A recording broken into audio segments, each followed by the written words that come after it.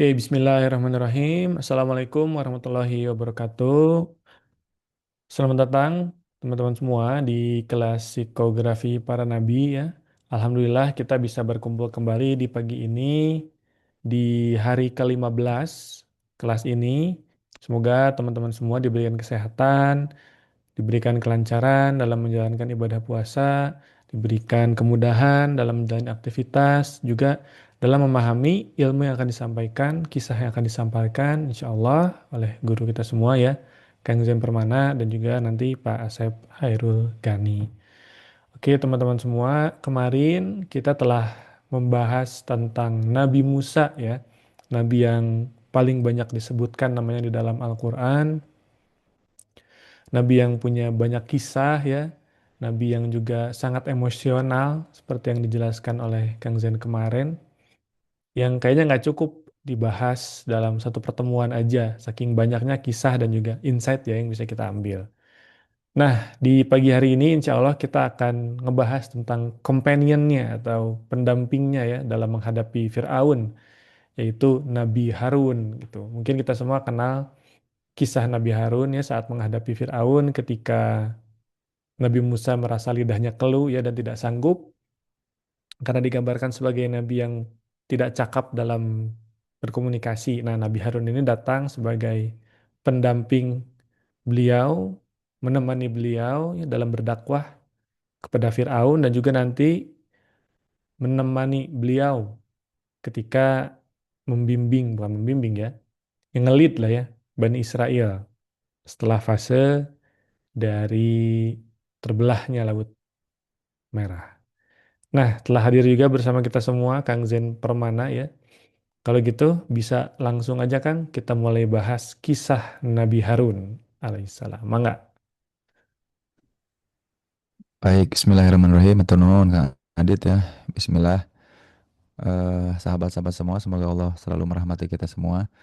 Ya, mari kita sekarang beralih ya atau pindah ke kisahnya Nabi Harun ya. Seperti apa profilnya, tantangannya seperti apa, dan perbedaannya dengan nabi-nabi lain dari sisi psikologis tentunya ya. Itu seperti apa? Karena eh, menarik ya kalau ngomongin Nabi Harun itu adalah nabi yang kemudian jadi nabi itu gara-gara proposalnya Nabi Musa gitu ya. Ini di antara semua nabi ya yang kemudian nabinya diangkat karena orang dalam ya jalur kekeluargaan itu Nabi Harun. Ya jadi secara nggak langsung juga sebenarnya mau bilang bahwa tidak semua manusia mulia itu memang karena ada kemuliaan tertentu ya pilihan Allahnya termasuk juga Nabi Harun ya. Nabi Harun juga sadar banget bahwa beliau itu soleh, memang betul, baik ya, cakap secara keterampilan dan lain-lain, tapi memang ya itu tadi nunjukin bahwa walaupun ada orang dalam, tetap ya kecakapan itu hal yang penting ya. Dan kecakapan ini juga bukan hanya kecakapan yang dibuat-buat ya, tapi memang kecakapan yang luar biasa. Nah, kisah Nabi Harun itu memang dimulai lama ya, ketika Nabi Harun tuh lebih tua dari Nabi Musa, tapi memang di beberapa literatur sering disangka adiknya karena power atau kekuatan ya. Jadi saking punya karismanya Nabi Musa, orang tidak menyangka bahwa Harun itu kakaknya. Walaupun nanti secara usia memang Harun itu lebih duluan meninggal ya daripada Nabi Musa. Tapi semua kisah ini berawal ketika Nabi Musa kecil ya. Ketika Nabi Musa kecil, lalu kemudian Nabi Musa sudah mulai yeping lah ya kalau bahasa orang sekarang tuh ngomong-ngomong tentang tauhid dan lain-lain. Nah, Fir'aun itu ngambek, lalu kemudian merasa bahwa mimpinya atau nubuatnya benar dan anak ini mesti dibunuh, tapi dibela sama Asiyah itu dibela bahwa dia masih kecil, jangan-jangan dia cuma asal ngomong kan gitu ya. Maka mari kita uji kalau nggak salah seperti itu ya literaturnya. Sufyan bin Uyainah tuh ya yang kemudian direkam oleh beberapa penulis tarikh dan juga Qasasul Anbiya itu yang meriwayatkan. Jadi waktu itu kemudian yang menarik itu diuji sama Asiyah dan juga Fir'aun, diberikan pilihan apakah susu atau bara api ya. Jadi ada dua hal yang kemudian ditawarkan ya. Jadi pengen tahu nih. Jadi intinya mau menunjukkan bahwa Musa ini logikanya belum jalan, maka jangan dimarahin kalau dia ngomong-ngomong soal tauhid gitu ya. Ngajak-ngajak kepada tauhid itu jangan dimarahin, soalnya masih belum berpikir dengan jernih. Yuk coba kita uji gitu ya. Nah, aku sih menangkapnya ujiannya tuh kayak gini. Kalau kemudian Nabi Musa ngambil susu, oh berarti Nabi Musa apa namanya? Logikanya jalan karena mencari pleasure kan gitu ya. Logikanya jalan bukan logika anak kecil. Nah, yang menarik Nabi Musa malah bener, bukan ke susu, tapi beliau malah ngedeketin bara api, lalu bara api itu diambil dan kemudian dimasukkan ke mulutnya. Luar biasa. Nah, gara-gara itulah kemudian di beberapa riwayat menyebutkan bahwa Nabi Musa kemudian kehilangan apa namanya? Kehilangan kenormalan dalam berbicara gara-gara memasukkan bara api ke mulutnya. Jadi lidahnya terluka dan lukanya itu kemudian menetap atau bertahan ya, tidak sembuh gitu. Jadinya dalam hal ngomong ya beberapa literatur hampir banyak yang sepakat bahwa gara-gara lidahnya kena bara api itu, maka ngomongnya Nabi Musa tuh jadi cadel gitu ya. Bahkan Gus Baha mah bercanda ya. Ini Nabi Musa kalau ngetalkin nanti mayatnya bingung. Calon mayat bingung kalau ditalkin sama Nabi Musa. Tapi intinya seperti itu. Intinya ya kalau menurut aku sih wajar ya kalau ketika kecil kita melihat sesuatu yang menarik ya, susu dengan bara api kan lebih menarik bara api ya secara ini ya. Secara tampilan maka dia dekati dan khasnya anak kecil segala sesuatu ingin dipegang, diambil dan dimasukkan ke mulut. Itu mah hal yang alamiah dan itu juga nunjukin bahwa Nabi Musa juga alami. Jadi karena orang kemudian jadi bilang bahwa tuh lihat dari kecil aja Nabi Musa udah sakti gitu ya. Padahal bukan sakti, itu tuh karena memang kita akan cenderung menyukai hal-hal yang lebih menarik perhatian secara sensasi kan. Waktu itu ya mungkin api lebih dia pegang dibanding susu gitu. Tapi jadinya selamat dan sejak saat itu kemudian memang ada keterbatasan dari Nabi Musa untuk bisa menyampaikan sesuatu atau berbicara gitu ya. Nah, dari situlah kemudian Nabi Musa ketika kemudian diangkat oleh Allah menjadi nabi, diberikan wahyu, beliau minta, "Oke, aku siap jadi nabi," kata Nabi Musa. "Tapi tolong angkat juga saudaraku," gitu maksudnya tuh. Nah, jadinya pengangkatan Nabi Harun dapat SK dari Allah itu atas rekomendasi dari Nabi Musa, rekomendasi dari orang dalam gitu. Jadi ada surat sakti ya. Jadi proses rekrutmennya tuh kakak beradik gitu. Nah, Nabi Harun itu saudara kandungnya Nabi Musa, lebih tua dari Nabi Musa, sama-sama berasal dari Bani Israel, diangkat menjadi nabi oleh Allah itu sebagai pendamping ya. Jadi ini satu kisah di mana nabinya itu jadi pendamping ya. Maka kalimatnya kan menarik, ya Allah jadikanlah untukku seorang pembantu dari keluargaku yaitu Harun saudaraku. Jadi sejak awal kenabian itu Musa itu menyadari bahwa tantangan yang akan dihadapi itu akan berat ya karena menghadapi Firaun yang luar biasa, Bani Israel yang keras kepala. Maka sejak awal memang Allah mengarahkan Nabi Musa untuk punya yang namanya collegial leadership ya atau team leadership. Jadi enggak sendirian ya, bukan superhero sendirian tapi Avenger ya. Nah, ini yang orang banyak lupa bahwa sepanjang kisah-kisah Nabi Musa selalu ada Harun yang mendampingi sebetulnya. Nah, ini yang perlu kita ketahui bersama. Nah, nanti akan aku jelaskan ya. Jadi apa sih yang ingin diajarkan oleh Allah melalui Nabi Harun tuh? Salah satunya adalah kolegial leadership ya, kepemimpinan yang nggak sendirian. Perlu partner ya. Nanti nanti akan dijelaskan lebih lanjut. Tapi kita ngomongin dulu profilnya Nabi Harun ya. Nah, atau mungkin nanti Pak Asep mungkin akan menjelaskan lebih detail tentang hal itu ya, mungkin ya. Nah, yang selanjutnya adalah karakter Nabi Harun seperti apa. Jadi, kalau kita melihat kisah-kisah yang ada terkait dengan Nabi Musa, Harun itu memiliki karakteristik yang khas ya. Nah, disebut sebagai komunikator yang fasih. Kenapa? Kenapa menjadi komunikator yang fasih? Karena memang karakteristik beliau yang lembut, cenderung lembut, yang kemudian aku baru posting kemarin di IG itu tentang ada orang-orang yang harmoni dan menjaga nilai. Orang-orang yang menjaga nilai memang pasti temperamental gitu ya.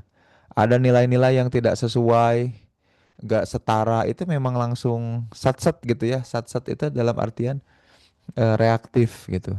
Tapi ada orang-orang yang menjaga harmoni, banyak mikir dan lain-lain. Nah, keterampilan komunikasinya Nabi Harun itu karena karakteristik orangnya yang lembut, senang menjaga harmoni, nggak pengen ribut, dan nanti hal ini juga akan jadi buah si malakama ya, yang membuat Nabi Musa marah sampai narik jenggot Harun. Nah, Harun kemudian terpancing juga, bukan balik marah sebetulnya, tapi kemudian menegur gitu ya. Nah, Musa sendiri yang bilang kemudian Nabi Harun itu lebih fasih berbicara, lebih mudah mengemukakan pikiran, perasaan, pendapat. Makanya memang orang-orang yang tukang menjaga harmoni itu ya jago dalam berdebat gitu ya, jago dalam membangun argumen. Ya susah buat dibantah ya, terlepas itu dari pembelaan apa bukan, atau kemudian kebenaran atau bukan, mereka jago dalam menyampaikan. Tapi konten atau substansi nilai belum tentu tepat dan benar. Nah, makanya kolegial leadership dan dalam berdakwah terutama itu penting untuk dimiliki gitu ya. Nah, makanya terutama ketika menghadapi Fir'aun itu kan ya, ada doa fakullahumma qawlan layinan itu. Ya Allah, jadikan di dalam lidah-lidah kami itu qawlan layinan, perkataan yang lembut. Misalkan ada kalimat Robi srohli sodri wa yassir li amri wahlul uqdatam min lisani. Itu juga bagian ketika itu juga muncul hadir ketika menceritakan kembali kisah-kisah tentang Nabi Musa dan juga Harun gitu ya. Nah, makanya sebagai juru bicara dan komunikator dakwah, peran Harun cukup vital di proses bagian dakwahnya Nabi Musa alaihissalam. Ya, makanya jadi kalau insight psikologisnya teman-teman semua, jadi ya ada satu orang pimpinan yang visioner, yang memang bebeledagan gitu ya, kalau dalam bahasa Sunda tuh. Memang kemudian sangat energetik gitu ya. Dan satu lagi komunikator, menjaga harmoni. Nah, Harun ada di peran yang kedua ya, sebagai komunikator, juru damai, dan lain-lain gitu. Nah, makanya kalau secara profil, Nabi Harun itu lebih tenang tipenya. Kalau Musa terkenalnya tegas, cepat marah kalau melihat ketidakadilan gitu ya. Kalau Nabi Harun tuh digambarkan lebih sabar, lebih menenangkan, lebih diplomatis lah, bahasa bahasa lebih tepatnya lebih diplomatis ya, dan sangat fluent di dalam situ. Jadi terlihat nanti ketika ada kisah tentang penyembahan anak sapi itu ya gitu. Nah, kita ngomongin si penyembahan anak sapi ini. Jadi satu hal menarik ya, yang nunjukin bahwa Nabi Harun itu sangat menjaga harmoni. Jadi Nabi Musa naik ke Gunung Sinai, Bukit Tursina ya kalau nggak salah, untuk menerima wahyu, dipanggil sama Allah. Kemudian Harun itu dititipin si umatnya itu gitu ya. Jadi ya karena memang kolegial ya udah sepantasnya menjaga umat. Nah, yang menarik adalah ketika di situ, nah ini jadi tantangan besar Nabi Harun. Ketika kemudian dititipi Bani Israel, ketika Nabi Musa pergi, ada orang ini terkenal banget ya di banyak riwayat juga disebutkan spesifik eksplisit namanya Samiri ya. Samiri itu bikin patung anak sapi ya, jadi dia mengumpulkan emas ya, emas-emas hasil rampasan, emas-emas yang kemudian bukan emas-emas Jawa ya, emas-emas hasil rampasan, kemudian digabung terus dilebur menjadi emas, dilebur terus kemudian dibentuk menjadi sebuah patung, patung anak sapi gitu ya. Dan patung anak sapinya juga bukan patung anak sapi ya, patang lagi, patung anak sapi sembarangan, tapi patung yang kemudian bisa berbicara gitu ya. Jadi ada fiturnya. Nah, ini entah gimana ya, zaman dulu bisa bikin patung yang bisa berbicara tuh kan udah keren ya, ada teknologi zaman dulu tuh. Misalkan apa ya? Kalau patung bisa mungkin gitu ya, mungkin nah, nggak tahu ya nanti. Nah, itu belum ada ceritanya, suaranya seperti apa aku belum baca detail ya karena masih nggak ini.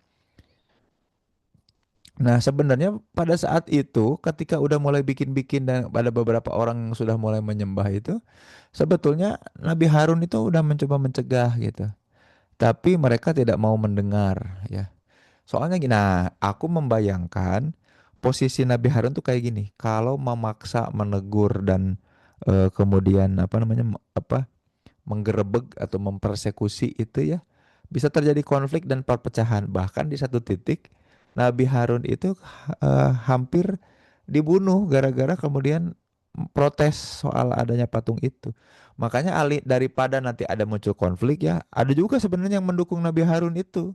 Ada juga sebetulnya. Cuman, nah makanya khawatir takut terjadinya konflik, takut juga beliau dibunuh. Makanya ya udah deh, diantep weh, dibiarin aja sambil nunggu Nabi Musa gitu ya. Nah, makanya pilihannya kan gimana nih? Sekarang tapi aku dibunuh atau nanti nunggu Nabi Musa tapi udah keburu tersesat. Ah, jadinya milih yang nunggu. Nah, lama-lama lambat laun karena dibiarin oleh Harun, orang lain pada bingung kan? Jadi orang-orang yang kemudian ini boleh apa enggak jadi ngikut. Ah, jadi hampir semua pada menyembah menyembah berhala itu, menyembah patung sapi itu ya, patung lembu lah, sapi kecil gitu. Nah, ketika Nabi Musa datang turun dari Bukit Tursina, dari Gunung Sinai itu, ngeliat orang-orang lagi itu, ya marah dong. Ih, udah mah dititipin kamu teh udah aku minta buat, kan kamu teh dititipin ini buat ngejaga ya. Dijaga itu bukan cuman mereka makannya, minumnya, apa dijaga tauhidnya gitu. Nah, di Al-Qur'an itu digambarkan saking marahnya Nabi Musa, Nabi Musa narik janggut dan kepala Harun ya. Jadi dijambak janggutnya, dijambak juga kepalanya. Nah, karena itu Nabi Harun juga balik emosional ya. Sampai Nabi Harun kemudian bilang kayak gini, "Wahai anak ibuku, jangan pegang janggut dan kepalaku. Aku khawatir engkau akan mengatakan bahwa aku memecah Bani Israel." Tuh lihat, jadi apa ya namanya?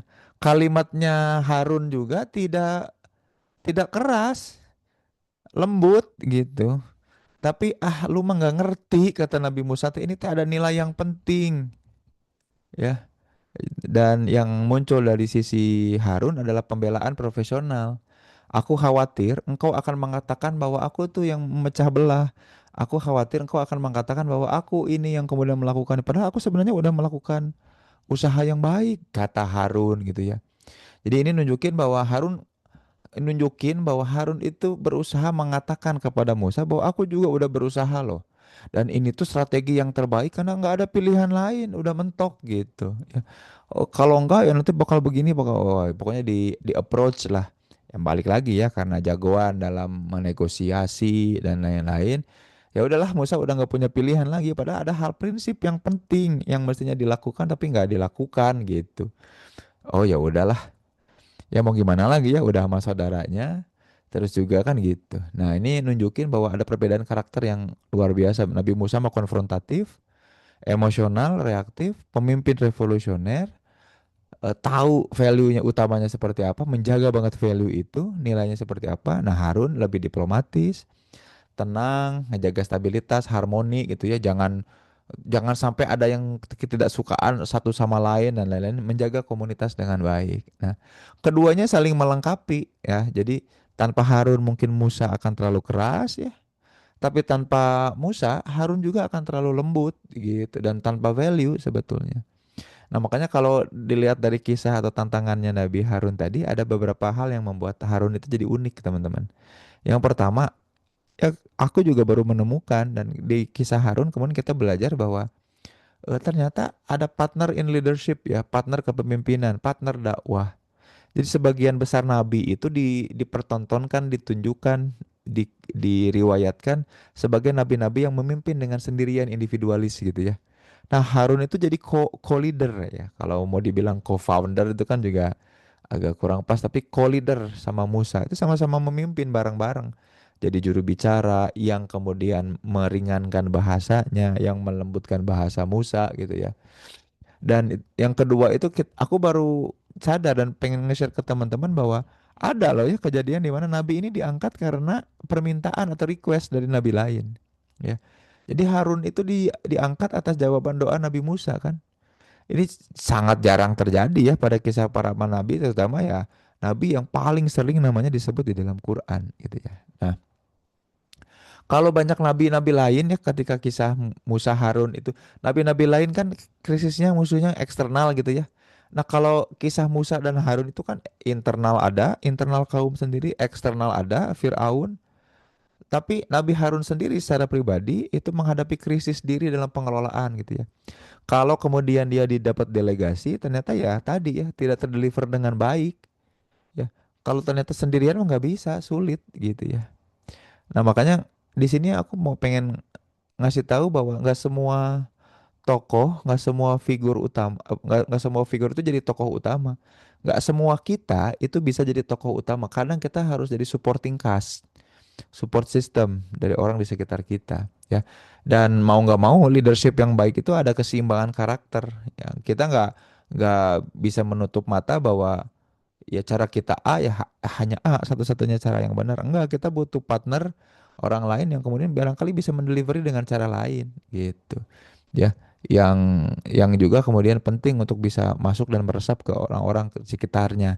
Nah, tapi tadi pilihan Harun untuk kemudian membiarkan itu juga secara value kan kurang tepat gitu ya. Sebenarnya wajar Musa marah gitu dan sama sekali tidak ada pelibatan penyampaiannya di akhir dan cuman mau bilang bahwa ya aku tuh gini juga udah mentok, aku tuh kan gak salah, coba tunjukin salah aku di mana ya.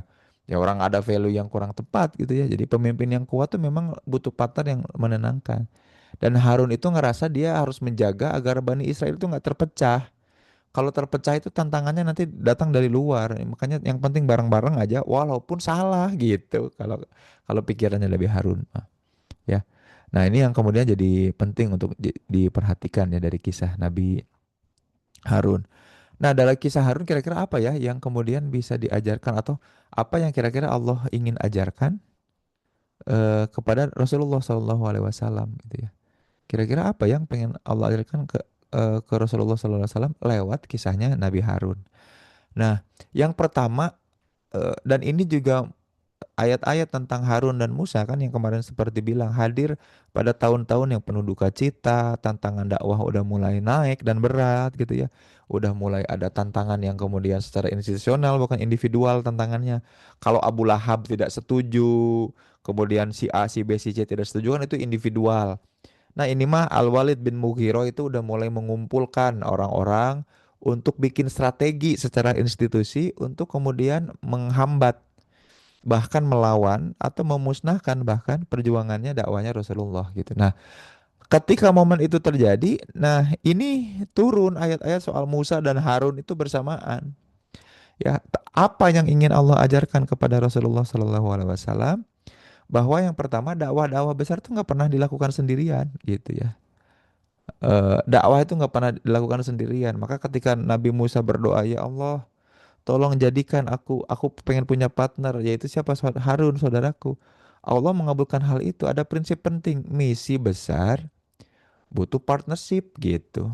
Ya, misi besar itu partnership. Jadi bareng posisinya, bareng seiring. Nggak ada yang salah satu jadi apa namanya lebih tinggi dari yang lain enggak tapi kolegial gitu ya. Nah, makanya pesan buat Rasulullah dalam menghadapi atau menyikapi kisah Nabi Musa dan juga Harun ya terutama Harun ya hadirnya Harun itu bahwa Rasulullah tuh dapat tekanan luar biasa dari para petinggi Quraisy tuh ya, dipimpin oleh Al-Walid bin Mughirah, Abu Jahal dan lain-lain. Nah, adanya kisah Musa dan Harun tuh gak kerja sendirian mestinya gitu. Nah, dari situlah kemudian Nabi Rasulullah SAW mulai serius untuk nempel dan mepet Abu Bakar sebagai sahabat utama ya.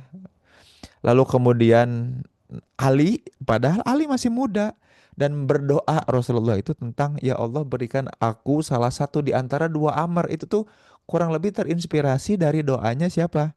Terinspirasi dari doanya Nabi Musa. Tapi karena sudah tidak ada lagi nabi setelah Rasulullah SAW, ya maka yang dipilih itu kan tidak dijadikan nabi. Walaupun kita akan mendapati teman-teman silahkan ceknya ini. Aku yakin banget karena aku baca ini di kisah-kisah yang sahih ya di tafsir Ibnu Hisham, Ali Asy-Syalabi.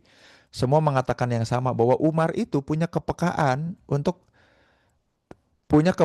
atau keterampilan untuk menerima wahyu gitu ya. Bahkan ada wahyu-wahyu atau ada ayat-ayat Quran yang Umar itu sudah bisa memprediksi sebelumnya gitu atau sudah mengatakan eksplisit sebelumnya ya. Nah, makanya ketika Rasul berdoa kepada Allah kurang lebih mirip lah inspirasi dari doanya Musa terkait dengan Harun. Ya Allah berikan padaku seorang pendamping. Nah, kurang lebih ya Allah berikan. Nah, kalau doanya Rasulullah, ya Allah berikan aku salah satu di antara dua Amr atau di antara dua Umar. Ya pilihannya tadi Amr bin Khattab atau Amr bin Hisham. Ya ternyata Allah memberikan Amr bin Khattab dan betul ya beliau punya jadi kata ilham itu kemudian muncul dalam rangka memuji juga Umar yang kemudian tadi diilhamkan oleh Allah kebaikan. Maka fa'alhamaha fujuraha wa taqwaha. Nah, ilham takwa itu hadir pada diri diri Umar gitu ya. Nah, di ini juga terlihat bahwa ketika fase-fase kenabian, terutama di fase kenabian Rasulullah SAW, Nabi Muhammad itu diajarkan oleh Allah melalui kisah Harun bahwa dia butuh pendamping. Nah, pendampingnya waktu saat itu udah ada Abu Bakar yang nempel banget, deket banget. Wah, banyak kisah-kisah kemudian bersamaan setelahnya, terutama kisah yang membuat Abu Bakar dijuluki Asy-Siddiq itu kan kisah tentang Isra Mi'raj ya. Ali sedari kecil sudah kemudian nempel bareng ya bersama Rasulullah dan Ibunda Khadijah karena diasuh sama Rasulullah juga. Dan tadi ada doanya Rasulullah minta salah satu di antara dua Amr atau dua Umar gitu. Nah, terus juga gini, Allah itu seolah-olah ya kalau aku nangkapnya ngajarin Rasulullah bahwa ketika ngelid umat ya, maka perbedaan karakter itu jadi penting ya. Musa yang tegas, emosional, konfrontatif, Harun yang tenang, komunikatif, diplomatis, itu jadi satu alignment ya. Mestinya bersama tuh. Jadi perbedaan-perbedaan yang khas itu bikin dakwah tuh jadi kuat gitu ya. Nah, contohnya ya ketika kemudian kita lihat supporting cast ya atau support systemnya dari Rasulullah kan luar biasa. Abu Bakar lembut dan bijaksana. Umar itu tegas keras ya kita dapat menyimak ya kisah-kisah Umar menampar, menghukum apa tegas dan keras ya. Utsman yang sangat pemalu luar biasa. Ali yang kemudian easy going, atraktif ya, energetik dan penuh hikmah gitu. Nah ini makanya perbedaan karakteristik orang-orang tuh justru mestinya dirangkul dan Allah tuh ngajarin Rasulullah di bagian itu ya. Sampai kemudian Rasul terinspirasi akan hal itu. Nah juga gini, ternyata aku ngelihat bahwa Allah tuh lagi ngajarin Rasulullah bahwa umat itu kompleks ya. Ada kompleksitas umat bahwa belum tentu yang kita sampaikan walaupun mereka mengerti, mendengarkan, belum tentu memahami. Ya makanya kisah kisah tentang Nabi Musa pergi ke Gunung Sinai dan Harun memimpin Bani Israel itu mesti ada delegasi kepemimpinan yang tegas dan jelas kan gitu ya. Jangan sampai kemudian orang-orang sesat yang kemudian sebenarnya lagi pakai logika dan kreativitas untuk bikin inovasi produk ya, yaitu patung yang bisa berbicara ya, si Samiri itu bisa ditegur sebetulnya, bisa ada SOP atau ada value yang kemudian tersampaikan dengan baik. Nah, ya Harun memang sebenarnya menasehati ya, tapi kan nggak bisa menghentikan. Nah, proses ini kemudian nunjukin ke Rasulullah bahwa umat itu kompleks. Ada tier-tier ya, ada lapisan-lapisan yang kemudian perlu di-approach, cara nge-approachnya berbeda gitu ya. Nah ini yang nunjukin bahwa pesan ke Rasulullah tuh bahwa pemimpin bukan cuman soal benar atau salah secara nilai, tapi juga harus mempertimbangkan stabilitas ya, potensi konflik internal. Itu kan dipertimbangkan sama Harun ya, waktu yang tepat kapan untuk bertindak gitu ya. Nah, strategi-strategi yang sifatnya besar tidak reaktif itu juga lagi diajarkan ke Rasulullah gitu ya. Nah, karena khawatir kemudian ada insight-insight yang pengennya tuh kalau dalam bahasa Sunda tuh pok torolong gitu ya. Kalau mikir harus sesegera mungkin terjadi tidak, tapi kan nggak ngecek dulu realitas sosial seperti apa. Nah, Allah tuh lagi nunjukin lewat kisahnya Harun ada opsi lain dalam approaching atau mendekati atau melakukan pendekatan terhadap objek dakwah. Nah, itulah realitas sosial dakwah gitu. Nah, ini yang kemudian jadi penting.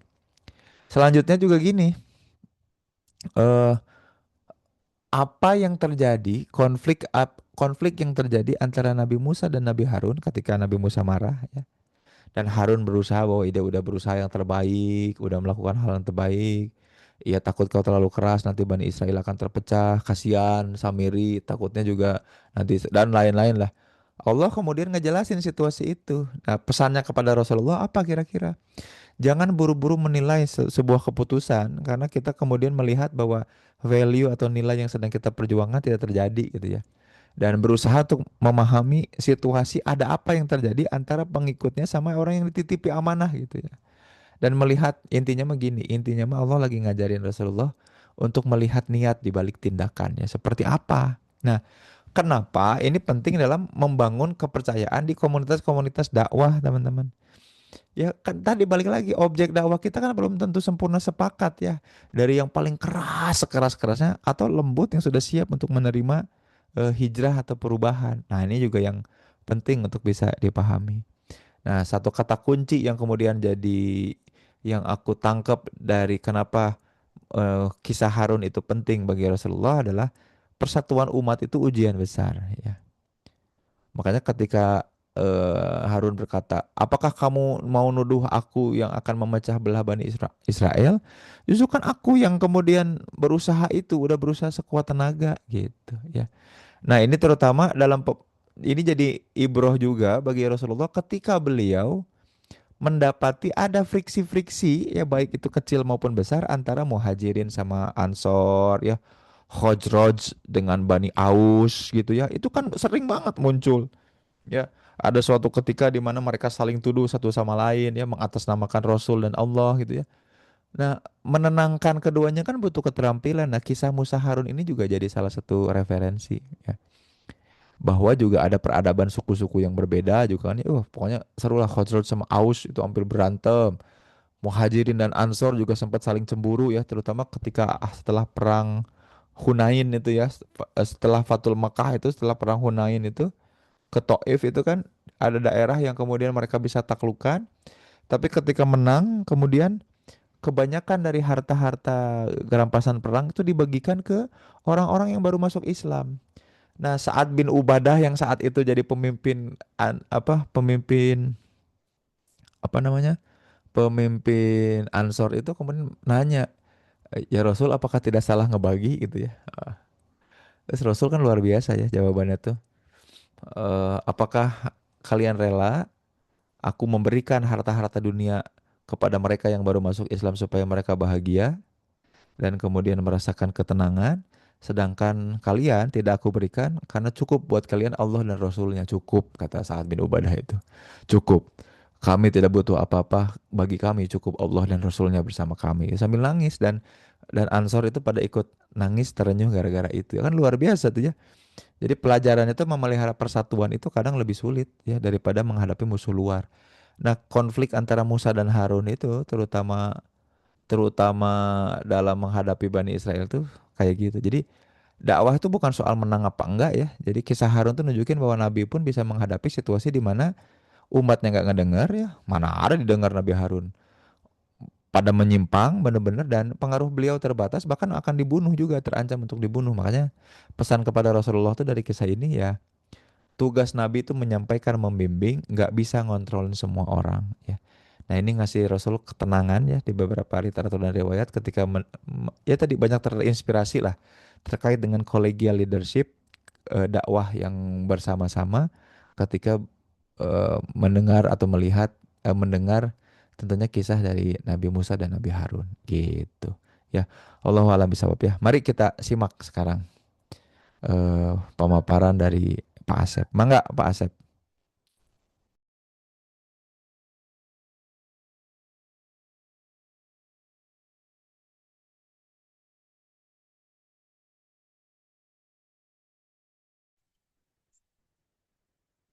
Baik, Assalamualaikum warahmatullahi wabarakatuh. Terima kasih Kang Zen. Sahabat-sahabat sekalian, jadi kita coba urut ya. Kita urut yang pertama adalah bahwa meskipun Nabi Harun ini adalah saudara ya, saudara kandung lah dari Nabi Musa. Akan tetapi barangkali sejarah pertemuannya juga kan barangkali tidak seperti sejarah pertemuan antara Nabi Musa dengan Fir'aun ya. Nabi Musa dengan Fir'aun yang ngejar-ngejar Musa itu kan adalah orang yang sejaman hidup. Mungkin sebenarnya itu lebih lebih saudara gitu ya. Artinya berada dalam sebuah pengasuhan yang sama, di dalam satu keluarga yang sama, kemudian juga menikmatilah ragam ya, ragam pengalaman-pengalaman kanak-kanak bersama. Nah, jadi agak menjadi menarik nih kisah ini ya. Artinya orang yang dipertemukan sebagai saudara tapi udah besar gitu ya. Dan itu kan berarti sudah tidak ada, nyaris tidak ada ikatan sebenarnya. Ya, sudah tidak ada ikatan saudara, benar-benar ketemu seperti orang baru. ada kecanggungan di sana, gitu ya. Ada kecanggungan di sana dan juga barangkali bonding seperti seorang saudara itu tidak ada. Nah, itu yang barangkali harus kita cermati dulu ya dari sudut pandang itu. Nah, sehingga mungkin bonding ini kan bonding yang didasari oleh sebuah panggilan baru ya, sebuah panggilan baru ketika juga ada sebuah misi yang sama. Yang jelas bahwa berarti Musa dan Harun itu adalah kalangan Bani Israel yang ada katakan saja di Mesir. Nah, di Bani Israel itu kan ada 12 itu kan anaknya itu ya.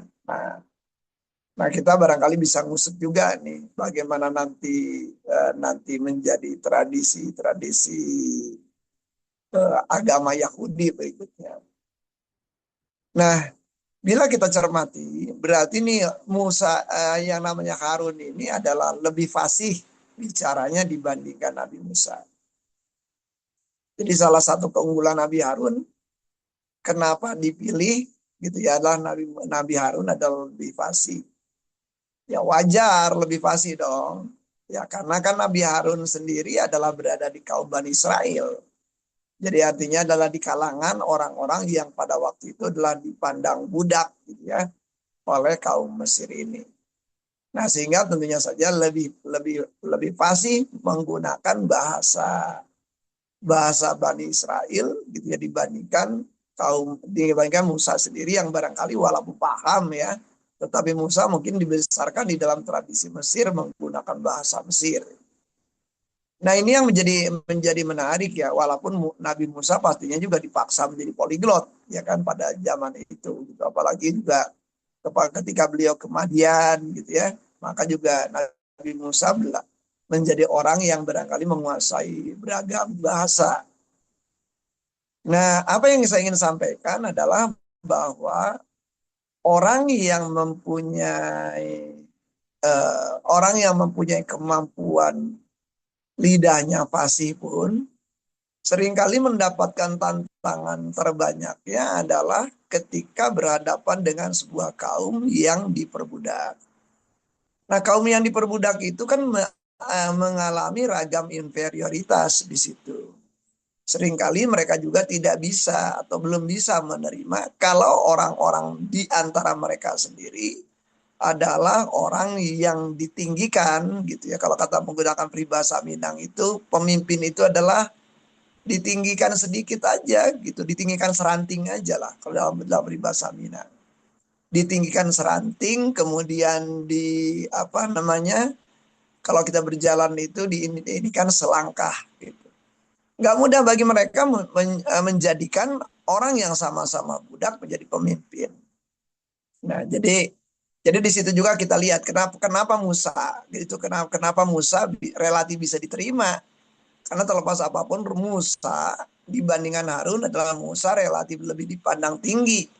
Ya lo bener sih, ya lo juga bagian dari kita. Tapi lo kan pernah di kerajaan, pernah dekat dengan mereka, pernah dididik mereka. Nah, jadi ngadepin orang-orang yang memang mempunyai mental terjajah nggak mudah gitu ya. Karena orang mental terjajah itu udah terbiasa dirinya dalam jajahan. Sehingga menggunakan logikanya juga seperti itu. Nah, cukup banyaklah penelitian-penelitian psikologi yang ada kaitannya dengan tema ini ya. Jadi seperti misalnya seperti mental gajah juga itu sama tuh. Kalau misalnya Anda ke Waikambas, Anda akan kaget kalau bahwa gajah besar ya itu cuman oleh seutas tali pengikat yang walaupun pengikatnya itu sendiri dari seling gitu ya, yang sebenarnya sangat kecil gitu. Nah, saya tanya nih, ini kenapa sih gajah ini kok nggak mau ini ya, nggak mau ngelepasin gitu. Si orangnya itu pelatihnya bilang gini, Pak Sep ini gajah ini menggunakan tali ini sejak dia bayi lah gitu. Jadi bayi gajah lahir itu udah diikat dengan tali itu. Dan si gajah bayi ini nyoba gitu, dan waktu awal itu nyoba ya, nyoba gitu ngelawan gitu ya, menggunakan tenaganya, tetapi tidak berhasil. Lama kelamaan nyoba tidak berhasil. Nah, sehingga punya pandangan bahwa di dalam dirinya saya tidak akan berhasil. Jadi walaupun dia gajah itu udah tontonan gitu beratnya, tetap aja di dalam benaknya bahwa saya tidak akan mungkin berhasil. Nah, mentalitas gajah yang terpenjara seperti ini juga ada di orang-orang yang terpenjara. Martin Seligman menggunakan istilah learn helplessness ya untuk fenomena seperti ini. Nah, ngadepin orang-orang Bani Israel itu kan berarti nih, kalau kita lihat semua perlawanan, semua kemarahan, semua pembangkangan dari Bani Israel itu sendiri, kita bisa melihat itu adalah ciri khas dari orang-orang yang memang terjajah dan berada di dalam perbudakan yang cukup panjang. Uh, Cukup banyak penelitian-penelitian tentang itu ya, tentang itu di era modern, terutama di era Eropa, di era Inggris, di era Amerika Serikat. Di Amerika Serikat itu juga kan benar-benar perbudakan dihapuskan itu belum lama-lama amat. Nah, Harun menghadapi ya, Nabi Harun itu menghadapi Bani Israel yang seperti itu gitu ya. Artinya kalau kita mengamati dari seluruh kisah Nabi, tidak ada barangkali kisah umat yang digambarkannya itu lengkap, lengkap ya. Jadi lengkap tuh, udah bodoh, ya, pelit, korup, belagu gitu ya. Kemudian juga macem-macem, berulah, kemudian juga ngajak debat mulu gitu ya. Kemudian ngancem, dan ngancemnya juga nggak nanggung gitu ya, menggunakan ragam pendekatan, termasuk pendekatan-pendekatan agama, termasuk pendekatan-pendekatan Tuhan. Nah, dan yang menjadi menarik kan selalu menggunakan termnya Bani Israel ini kan selalu menggunakan jika Tuhanmu. Kan tetap aja bukan Tuhan kami gitu kan. Artinya apa? Mereka tetap aja tidak beriman gitu. Jadi artinya sulit meyakinkan seseorang, bahkan ketika mereka mendapatkan yang mereka minta pun, ya ketika dari awal memang keberimanan itu tidak ada di mereka. Nah, jadi kita ngamatin juga yang namanya sebagian dari kaum Bani Israel itu kan sudah terazab juga, ya sudah hilang juga gitu ya pada waktu era Musa gitu. Nah, Nabi Harun tuh ngadepin yang kayak gitu gitu ya. Jadi Nabi Harun menghadapi umat yang seperti itu. Jadi kefasihan bicara pun menjadi tidak mudah gitu untuk menaklukkan orang-orang seperti itu. Nah, ini yang menjadi tantangan saya rasa. Kita bernegosiasi dengan orang yang barangkali tidak menggunakan, katakan saja, etika dalam bernegosiasi gitu. Nah, Anda bernegosiasi dengan orang yang katakan saja melanggar aturan dari negosiasi itu sendiri. Nah, kita berupaya bertindak etik dengan orang yang melanggar etik. Nah, itulah yang dialami oleh Nabi Harun. Nah, jadi kalau kita ngamatin misalnya sekarang ya dikaitkan dengan geopolitik, bagaimana misalnya Trump, bagaimana misalnya Netanyahu, kita cermati kalimat-kalimatnya, bagaimana pemutarbalikan kata, bagaimana pemutarbalikan fakta, bagaimana bahwa misalnya saja negeri ini adalah negeri yang dijanjikan, di satu titik mereka menggunakan term-term agama kalau itu menguntungkan, tetapi kalau merugikan mereka tidak akan menggunakan term-term agama. Itu kan khas banget gitu ya, khas banget.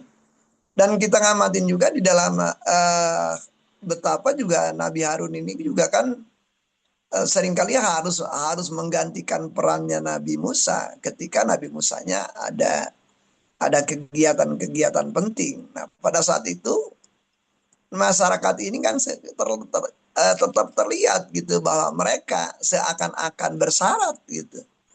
Ketika Musa ada di situ, Harun ada, mereka seakan-akan taat kepada Musa. Tetapi ketika Musa tidak ada dan Harun ada, mereka ngelihat bahwa Harun itu ya apa namanya bisalah dianggap tiada gitu ya. Jadi keberadaan Harun ini adalah menjadi sesuatu yang mereka pandang tiada. Sehingga ketika Nabi Musa tiada inilah ya maka ada tokoh-tokoh lain yang kemudian adalah mengambil alih masa itu, mengambil alih perhatian masa itu.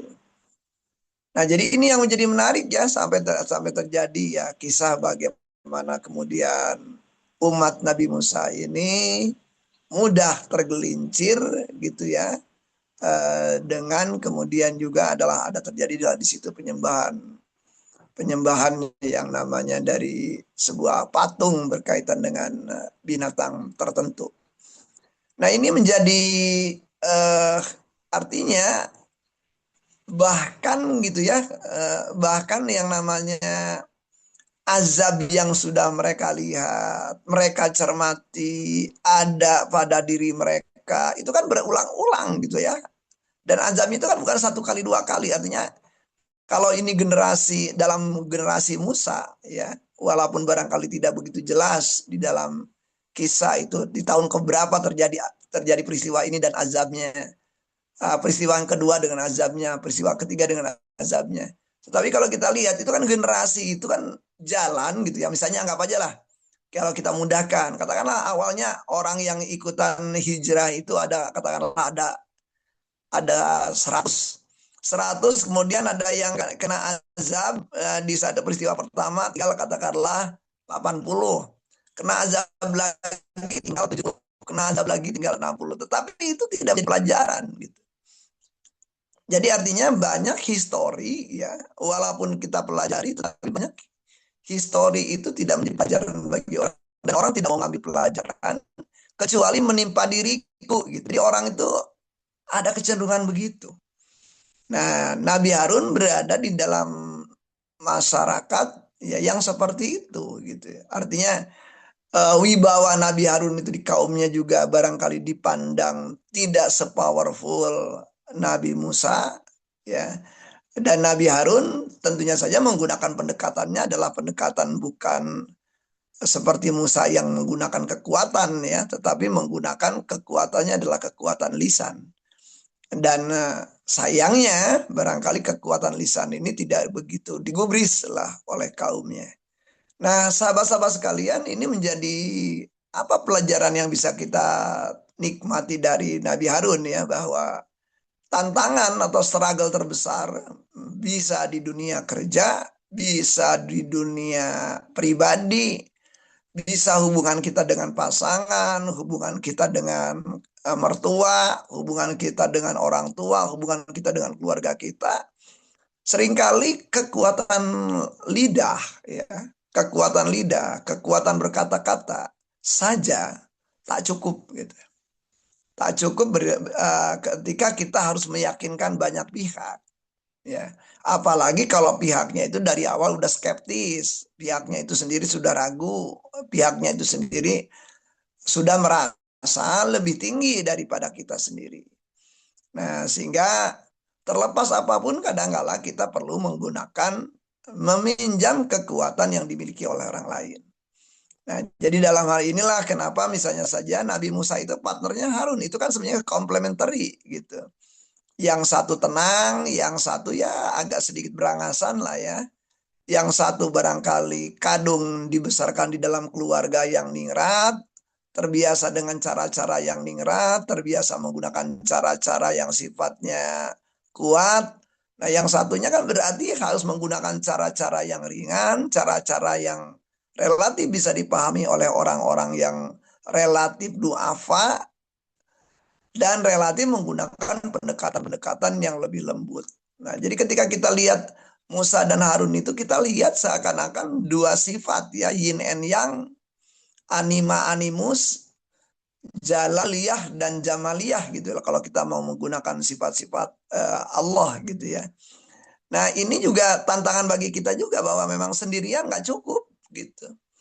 Artinya juga kita kalau misalnya dalam rangka refleksi kepada diri sendiri juga, eh, kadang-kadang kita menggunakan pendekatan-pendekatan tertentu itu cuma satu sisi gitu. Padahal kita barangkali perlu melengkapinya dengan sisi lain. Ngadepin karyawan misalnya, nggak cukup kita menggunakan legitimate power saja gitu ya. Nggak cukup kita menggunakan pendekatan yang berdasarkan saya punya posisi ini adalah saya mempunyai kewenangan untuk melakukan banyak hal kepada Anda.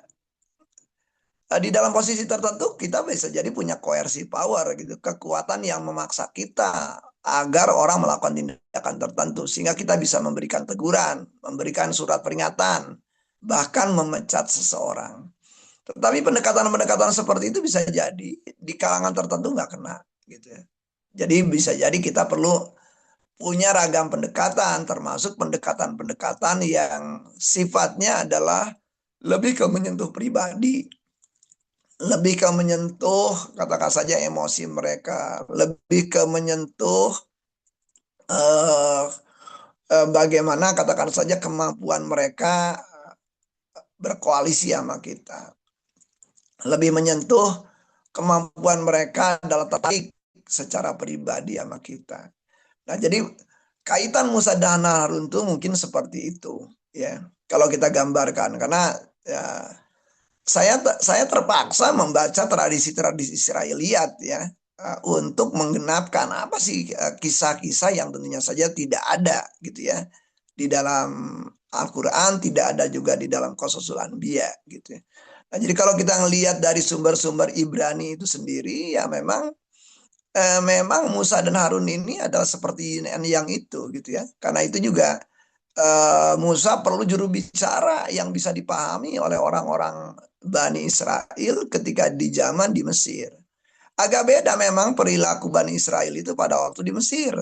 Ketika misalnya saja generasi yang sudah selamat dari katakanlah seberangan di Laut Merah gitu ya.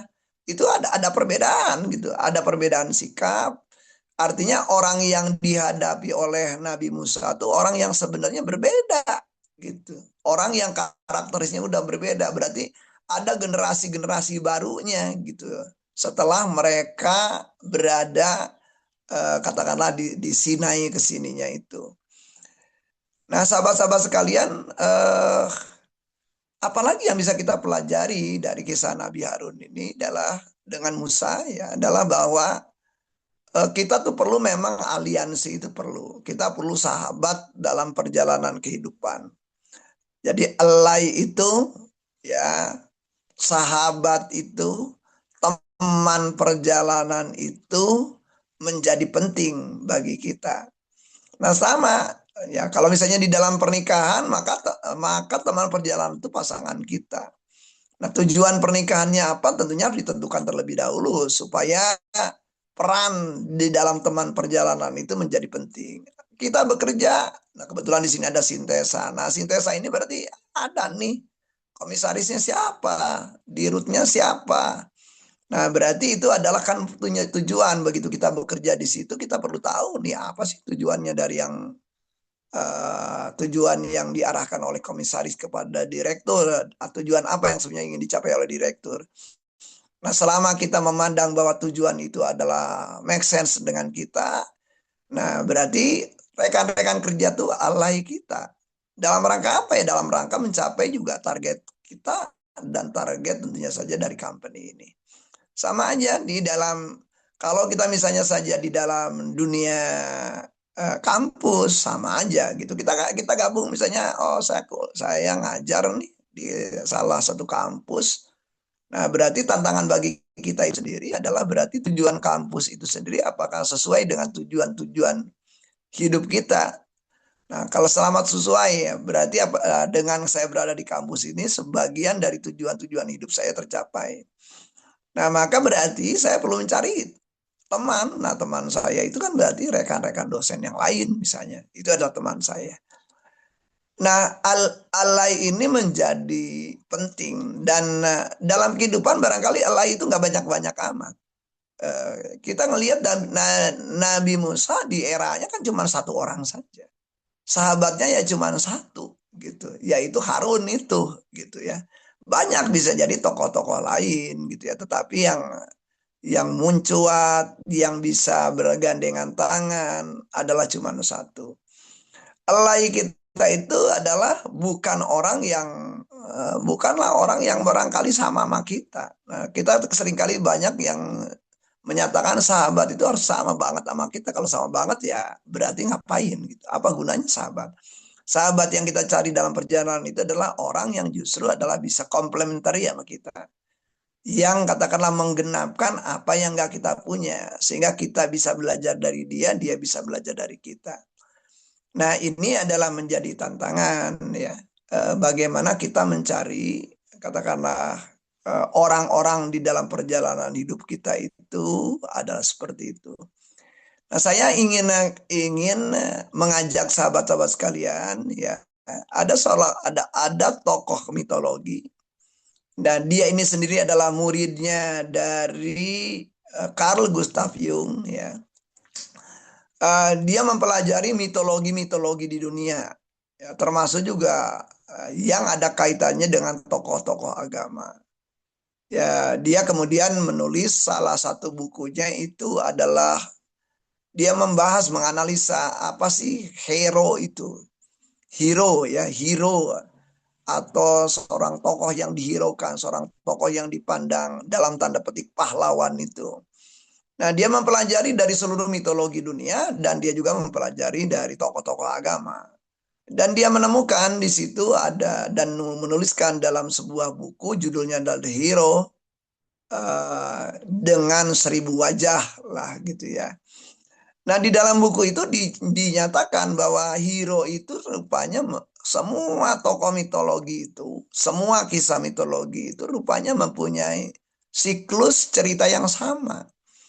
Jadi diawali dengan bahwa si tokoh hero itu adalah seakan-akan mendapatkan sebuah panggilan. Lalu setelah itu dia adalah menolak panggilan itulah. Tapi lama-kelamaan panggilan itu datang kembali. Akhirnya dia nerima panggilan itu dan dia mendapatkan tantangan awal. Setelah mendapatkan tantangan awal itu dia jatuh. Nah, karena dia jatuh, dia kemudian mencari mentor. Setelah dia ketemu mentor, dia kemudian belajar bahwa dia harus punya teman dalam perjalanan. Nah, ketika ada teman perjalanan, dia mendapatkan cobaan lagi. Dan pada mendapatkan cobaan lagi, dia pergi ke gua. Pergi ke The Holy gitu ya. Pergi ke sebuah tempat yang sebenarnya adalah memiliki spirit tertentu, menguatkan spirit dia. Nah, setelah itu dia keluar lagi, coba lagi dalam kehidupan.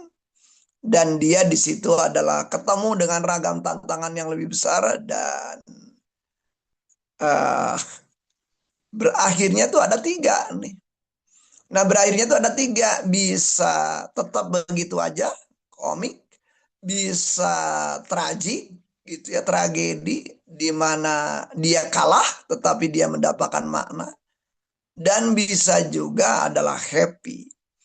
Nah, jadi kalau kita ngamatin dari si ahli ini ya, maka siklusnya dikembalikan kepada kita dari kisah Nabi Musa ya, bahwa Nabi Musa itu kan ngalamin tuh ya semua siklus itu.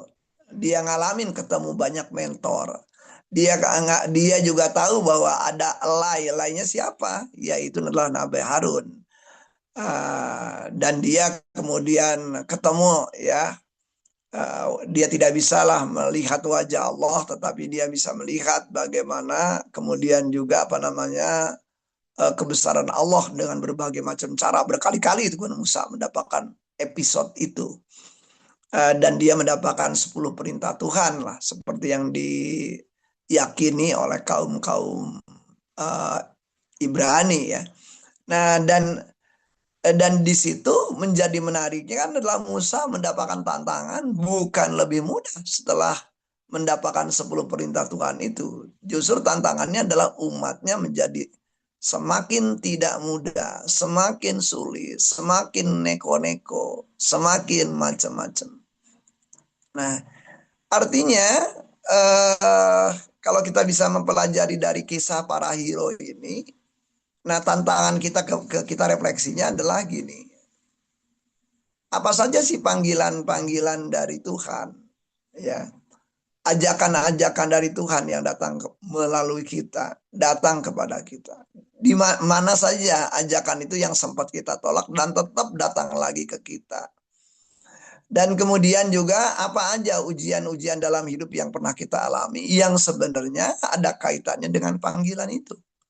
Yang berikutnya, sudahkah kita dengan penuh kesengajaan mencari mentor-mentor yang kita perlukan dalam rangka journey, ya hero journey kita itu. Berikutnya, sudahkah kita yakin gitu mencari teman perjalanan dalam hidup kita supaya kita bisa melewati, ya, menjalani perjalanan hidup yang kelak ke depan akan punya ragam tantangannya tersendiri. Dan yang berikutnya, sudahkah kita datang ke gua hero kita?